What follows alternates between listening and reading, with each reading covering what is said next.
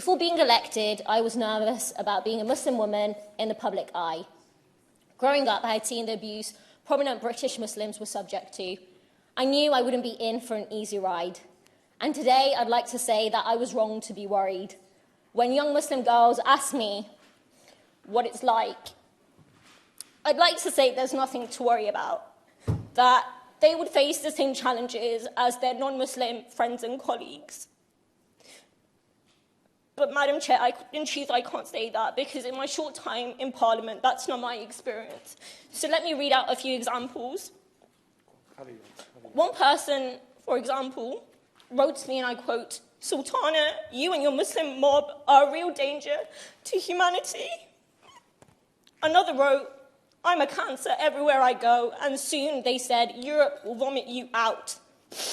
A third called me a terrorist sympathiser and scum of the earth, and that's sanitised of their unparliamentary language. I have discovered that to be a Muslim woman, to be outspoken and to be left-wing is to be subject to this barrage of racism and hate. It's to be treated by some as if I were an enemy of the country that I was born in, as if I don't belong. It was summed up by these words in a handwritten letter, and I quote, "If you can't stand the racism, perhaps you'd be happier going back to your country of origin, foreigner." Chair, it's worse when I speak up for migrants' rights in support of the Palestinian people or criticise Tony Blair for the war on Afghanistan. One abusive letter said, and I quote, "Our cities are full of Muslims. Send them to Pakistan." Another suggested that I must support the Taliban, all because I'm Muslim and against endless war. Madam Chair, this Islamophobia doesn't come from a vacuum. It's not natural or ingrained. It's taught from the very top. These fires are fanned by people in positions of power and privilege. When a far-right online account targeted me with racist abuse, suggesting that Muslims were an invading army, a Conservative MP replied, not calling them out for their racism, by insulting me instead. When our England football stars were subjected to our racism, in the chamber I highlighted that the Prime Minister had fanned those flames, ridiculing Muslims and black people. And at the dispatch box, the Minister told me to watch my tone.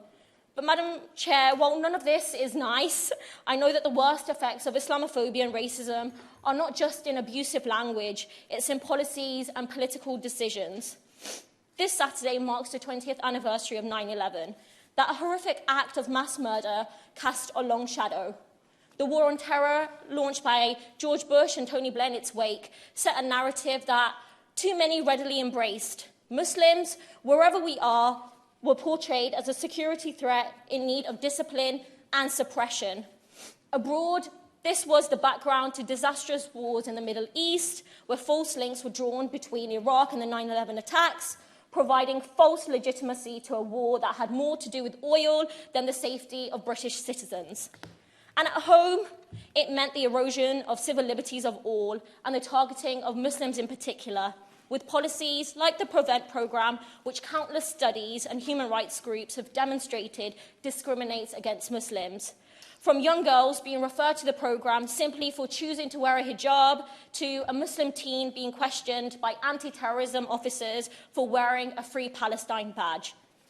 I knew about this at university, so I too feared about speaking out in class, holding back where I might have otherwise criticised Blair and Bush for illegal wars. Growing up, I might have hoped that things would have been better, but if anything, it's got worse. Today, our Prime Minister mocks Muslims as letterboxes and bank robbers, and far from scrapping Prevent, earlier this year his government announced who would lead a review of the programme. William Shawcross, a man who once said, and I quote, "Europe and Islam is one of the greatest, most terrifying problems of our future." An appointment that led dozens of human rights organisations, including the likes of Amnesty International and Liberty, to boycott the review, saying it was just there to rubber stamp the discriminatory programme.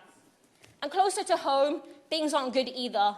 My party has seemingly welcomed back a man who said Muslims see the world differently to us, that we are a nation within a nation. It has been silent after a Muslim colleague was cleared of vexatious claims and endured 18 months of horrendous Islamophobia. And in a recent by-election, it supposedly had a senior source pit Muslims against Jews, demonizing whole communities. Madam Chair, I've always known what it's like to face racism, and through my political life, I've come to better understand this bigotry, to see it in its different forms, and to recognise the need to confront and challenge it wherever it's found. Islamophobia is very real in Britain today. It's something I know too well, but it can't be defeated in isolation.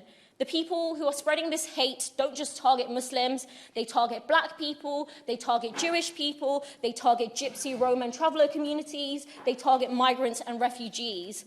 There is safety in solidarity, and it is only through uniting our struggles that we will defeat racism. Thank you.